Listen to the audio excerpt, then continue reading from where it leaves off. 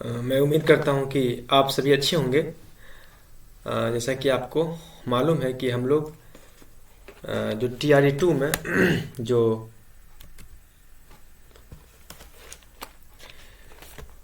जैसा कि आपको मालूम है कि हम लोग TRE 2 में जो GS सेक्शन था, जो 40 नंबर का क्वेश्चन पूछा जाता था, उस GS सेक्शन के टॉपिक को हम लोग बना रहे हैं, विथ डिटेल्स डिस्कस कर रहे हैं। ठीक है ना।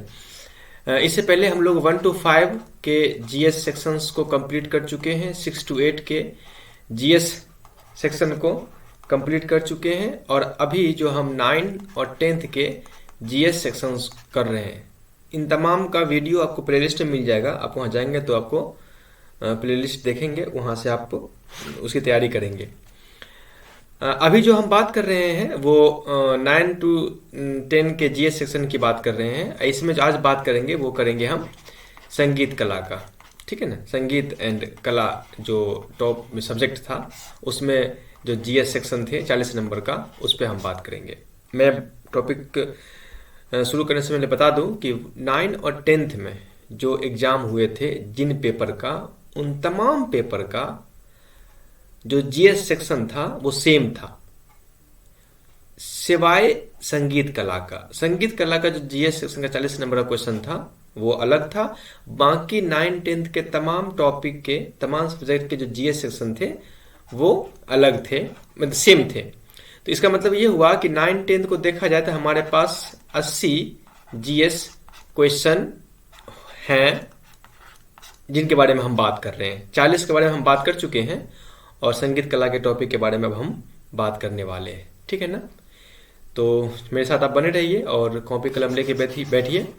बहुत सारी चीज़ें आपको नोट करना है, एक्स्ट्रा बहुत सारी चीज़ें आपको नोट करने के लिए मिलेगा, और उसको आपको नोट भी करना है अपने कॉपी कलम से। ठीक है। चलिए आइए बात करते हैं हम टॉपिक पर।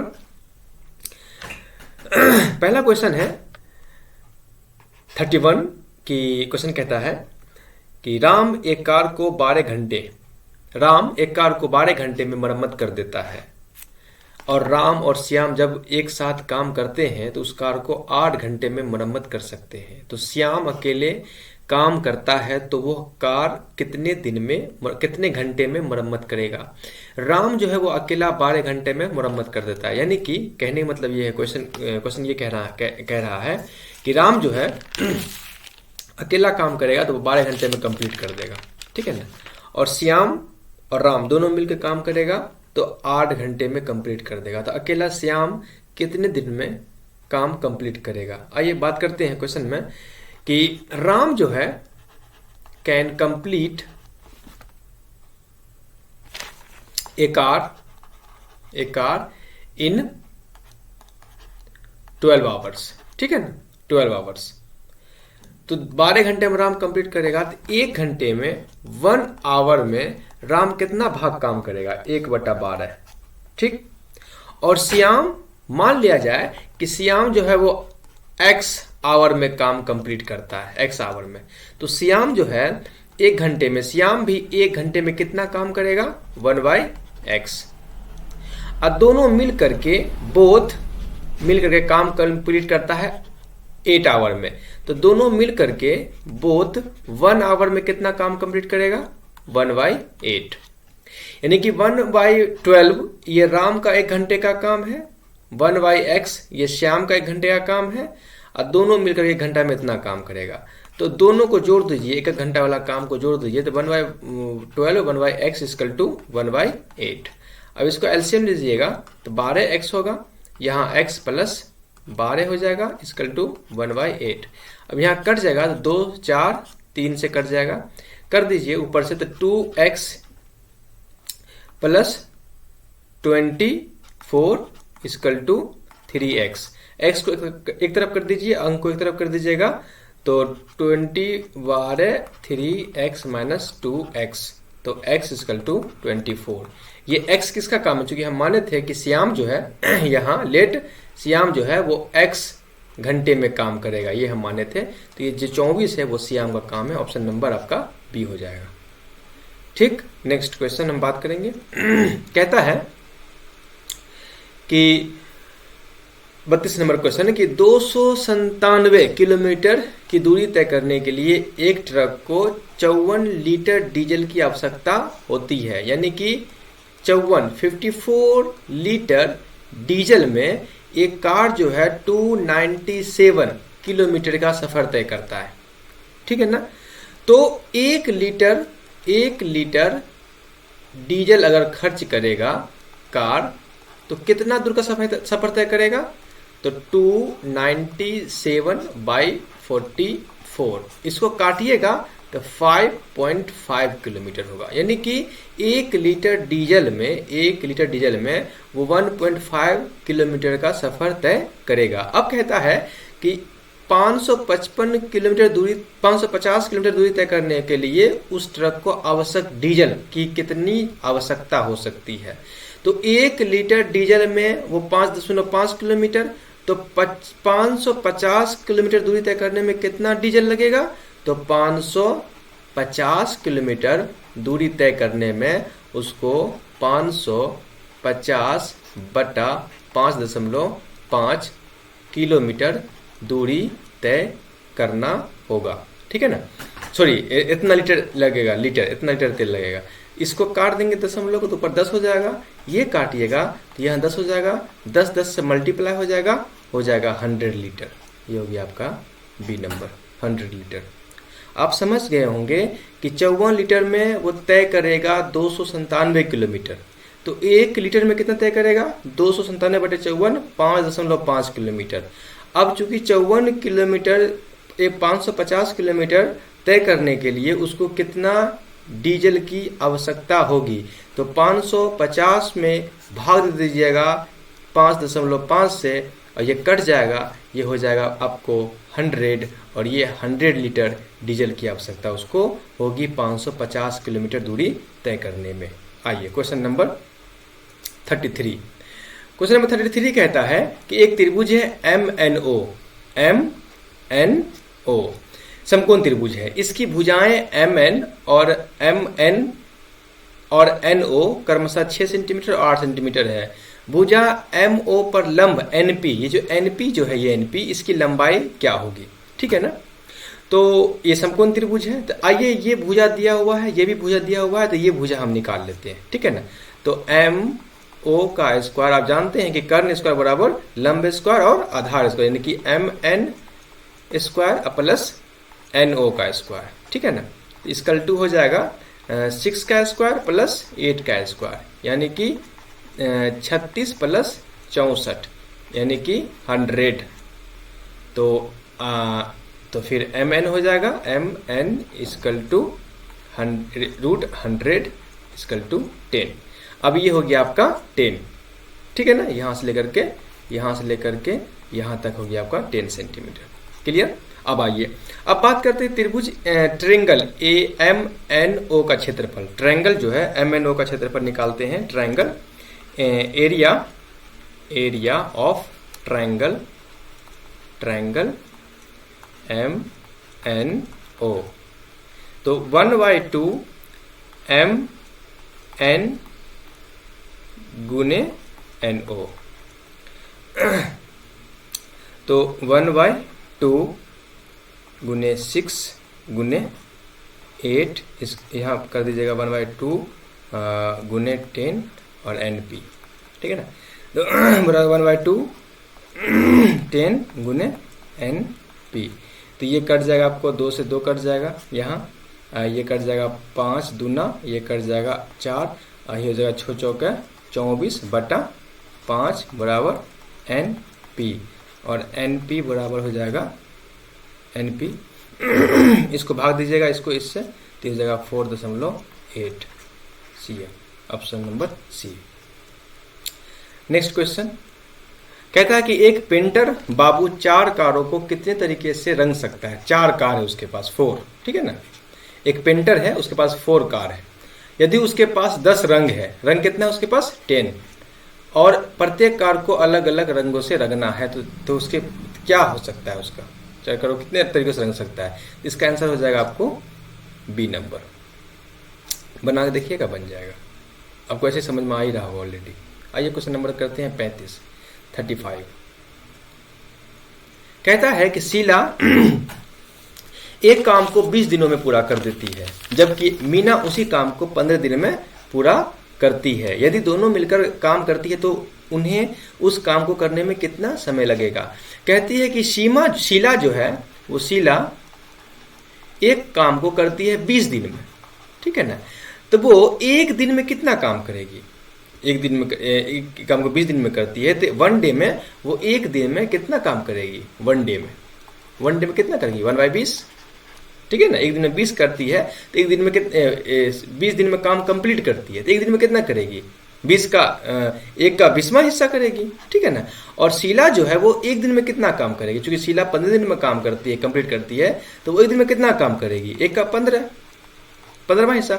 दोनों को जोड़ देंगे तो 1/20 प्लस 1/15 इक्वल टू ये हो जाएगा आपका 15 गुने 20, और ऊपर हो जाएगा आपको 15 प्लस 20, फिर हो जाएगा आपको 35/20 गुने 15। अगर अभी रखते हैं काटने के लिए आसानी होगा, 7 पच्चे और 3 पच्चे 15, तो 7/60। ये हुआ एक दिन का काम। तो पूरा दिन में कितना काम करेगी, तो 60/7 कर दीजिएगा, तो ये पूरा काम कंप्लीट करने में इतना समय लगेगा, इतना डेज। इसको तोड़ दीजिएगा तो 7 × 56 8 4/7, ये इतना दिन में उसको काम कंप्लीट करेगी दोनों मिल करके। इसलिए ऑप्शन नंबर आपका हो जाएगा बी। यानी कि वो एक दिन में इतना काम करेगी शीला, और एक दिन में काम करेगी मीना, इतना काम करेगी। दोनों मिलकर एक दिन में कितना काम करेगी, दोनों मिलकर एक दिन में जोड़ेंगे इतना काम करेगी। अब काम कंप्लीट करने में कितना समय लगेगा, तो चूंकि इसको पलट दीजिएगा तो ये जो निकलेगा तो वो काम कंप्लीट करने में इतना समय उसको लगेगा, ठीक है।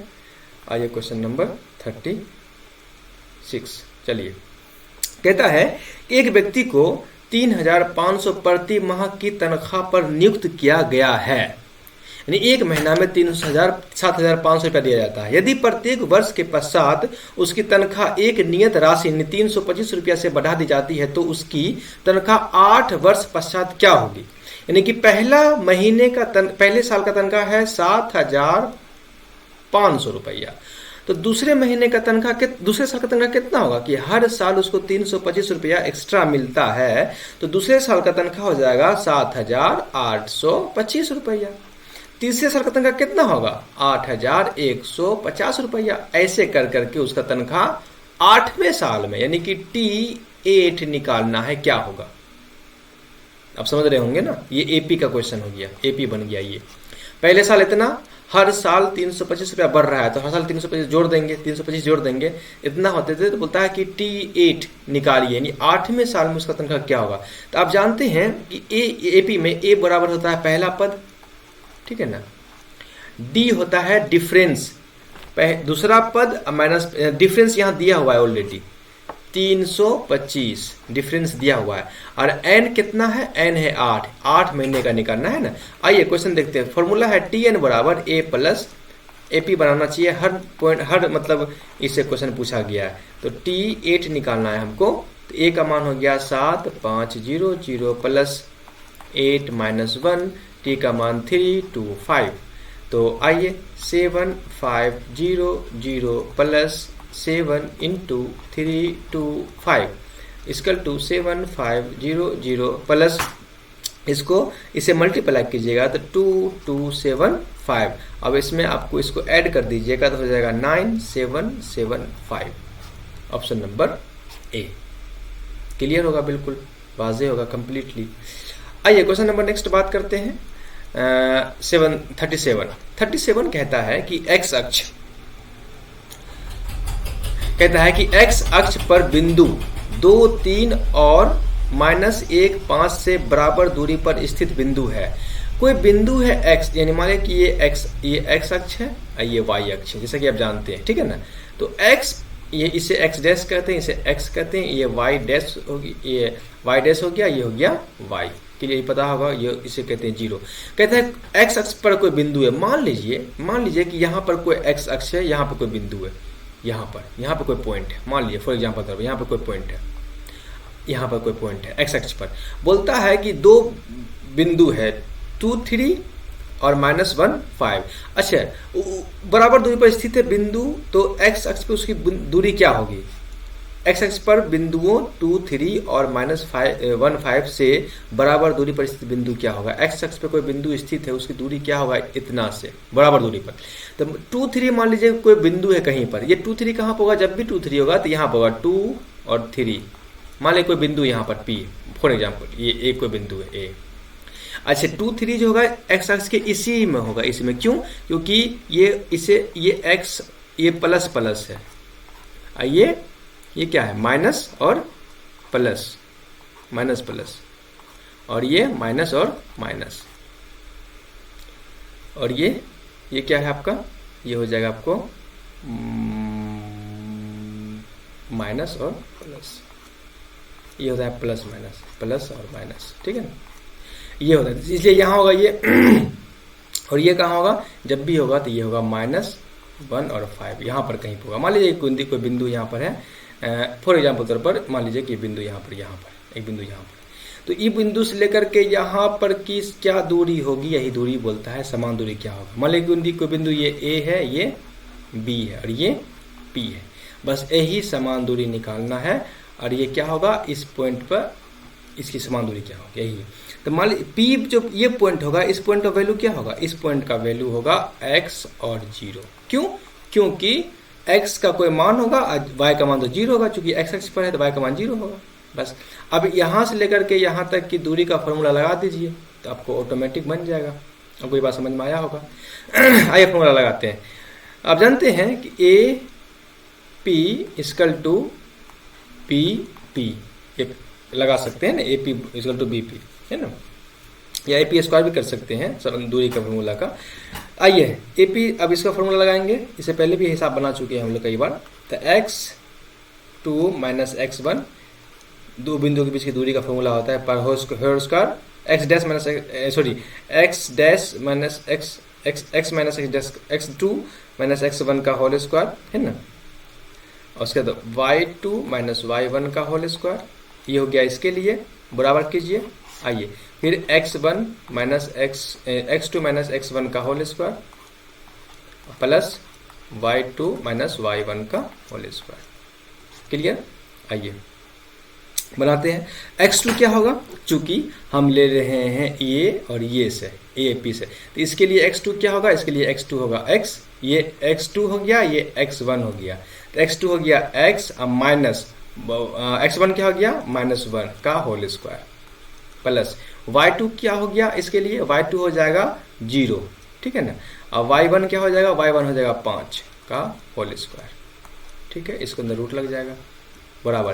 फिर इसके लिए x2 x1 क्या होगा, फिर अभी इस बिंदु को देख रहे हैं यहाँ से यहाँ तक, तो इसके लिए x2 क्या होगा, x2 हो जाएगा, इसके लिए यहाँ से यहाँ तक करेंगे तो x2 हो जाएगा x माइनस x1 क्या हो जाएगा, x1 हो जाएगा 2 का स्क्वायर प्लस y2 क्या हो जाएगा, इसके लिए y2 हो जाएगा 0 और माइनस y1 क्या हो जाएगा 3 का स्क्वायर, क्लियर ना। आइए फिर देखते हैं। अब x प्लस प्लस माइनस हो जाएगा, माइनस माइनस प्लस हो जाएगा 1 का स्क्वायर प्लस ये 5 का स्क्वायर हो जाएगा 25, ये हो जाएगा रूट में, बराबर। फिर x माइनस 2 का स्क्वायर हो जाएगा प्लस 3 का स्क्वायर हो जाएगा 9, इसको तोड़िए तो x a square plus 2ab plus b square plus 25 root में आएगा, बराबर a square plus B square यानी प्लस बी स्क्वायर यानी 4 अब माइनस 2ab यानी 4x प्लस 9 रूट। आइए तो ये हो जाएगा x square plus 2x plus 26 root equal to X square minus 4x plus इससे हो जाएगा 13। दोनों तरफ स्क्वायर कर दीजिएगा, स्क्वायर अगर दोनों तरफ कर दीजिएगा तो रूट ऑटोमेटिक हट जाएगा, तब क्या हो जाएगा x square plus 2x plus 26 बराबर x square minus 4x plus 13। अब एक्स स्क्वायर से एक्स स्क्वायर कैंसिल हो जाएगा, द एक्स को कर दीजिए एक तरफ 2x plus 4x equal to 13 minus 26, तो ये हो जाएगा आपको 6x equal to minus 13, x बराबर माइनस 13/6। यानी x का मान हो गया -13/6 और y का मान तो 0 है ही है, इसलिए इसका वैल्यूज हो जाएगा -13/6 0। यही उसका इसका आंसर हो जाएगा। ये आंसर आपका सी नंबर में है, -13/6/0। क्लियर, ये 0 हो जाएगा।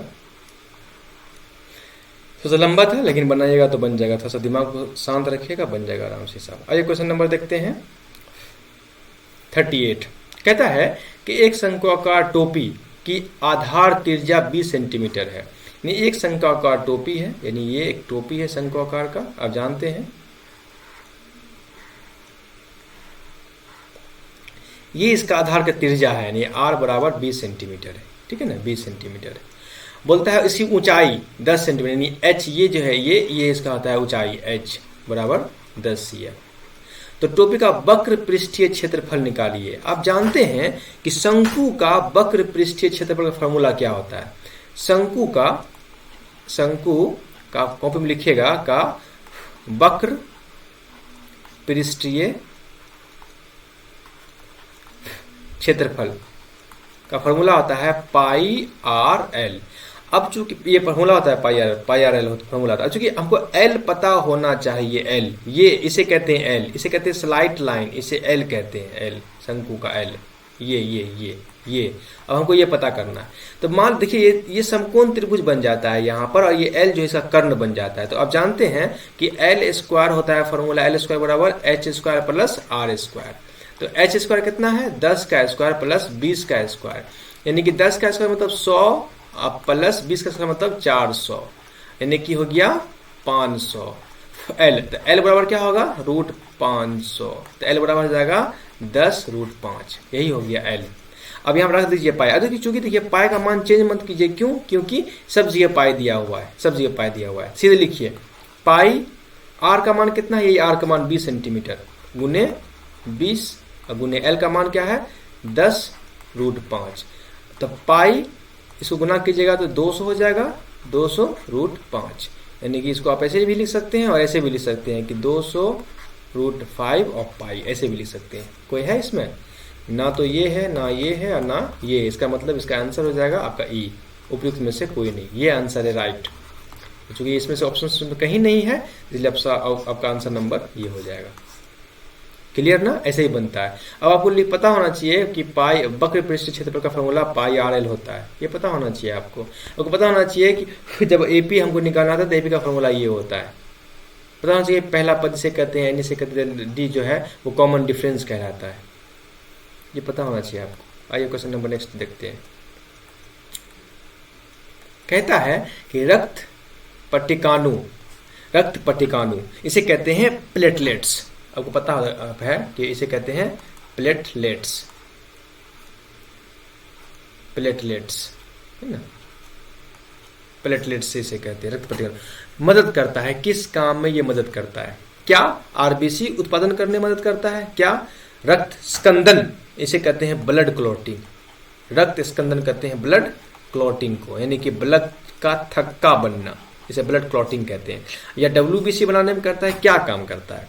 तो प्लेटलेट्स का काम होता है रक्त स्कंदन में, यानी कि ब्लड क्लॉटिंग में, यानी ब्लड को जमाने में काम करता है। होता क्या है, इसका प्राइमरी फंक्शन है prevent and stop blooding, blood को स्टॉप करना इसका प्राइमरी है। ब्लड को स्टॉप ब्लीडिंग जो होता है ना, उसको स्टॉप करना इसका काम होता है, ठीक है ना।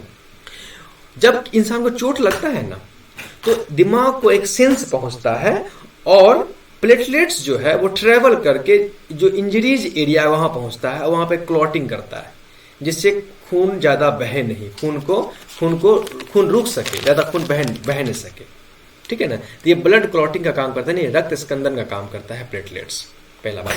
अच्छा, आरबीसी के बारे में कुछ पता होना चाहिए। जैसे आरबीसी अपना होता है रेड ब्लड आरबीसी, और एक होता है व्हाइट ब्लड डब्ल्यूबीसी, ये लिखा है डब्ल्यूबीसी। एक बात याद रखिए कि आरबीसी, बहुत सारा क्वेश्चन पूछा गया है, दोनों जो है बोन मैरो से बनता है, और आरबीसी जो है आरबीसी उसका जीवन काल 120 दिन का होता है, ये बात याद रखिए। बहुत सारा क्वेश्चन पूछा जाता है। और डब्ल्यूबीसी जीवन काल जो है वो 13 से लेकर के लगभग 20 दिन का होता है। अपने कॉपी में लिखना चाहिए कि आरबीसी का आरबीसी का रेड ब्लड स्पंदन जो है, आरबीसी उसका ब्लड मतलब जीवन काल जो है वो लाइफ स्पेन जो है, लाइफ स्पेन 120 दिन का होता है। इसका लाइफ स्पेन जो होता है वो 120 दिन का होता है। इसका जो लाइफ स्पेन जो है वो 13 से 20 दिन का होता है, ठीक है ना। तो इसको नोट कीजिएगा आप। आइए बात करते हैं। कहता है एरोमेटिक यौगिक यानी कि एरोमेटिक कंपाउंड का मुख्य स्रोत है क्या चीज। अच्छा, एरोमेटिक कंपाउंड जो है ये आप पढ़ते हैं ऑर्गेनिक कंपाउंड में, जो केमिस्ट्री का है ऑर्गेनिक कंपाउंड में भी इसको पढ़ते हैं, ठीक है ना। तो ये इसका मुख्य स्रोत क्या है? इसका मुख्य स्रोत है पेट्रोलियम। इसका मुख्य स्रोत है पेट्रोलियम, ठीक है ना। आज जानते हैं कि फल जो है, फल का मुख्य स्रोत क्या है? वो ग्लूकोज या सक्रोज जैसा ही कुछ है, लेकिन इसका पेट्रोलियम है, ठीक है ना।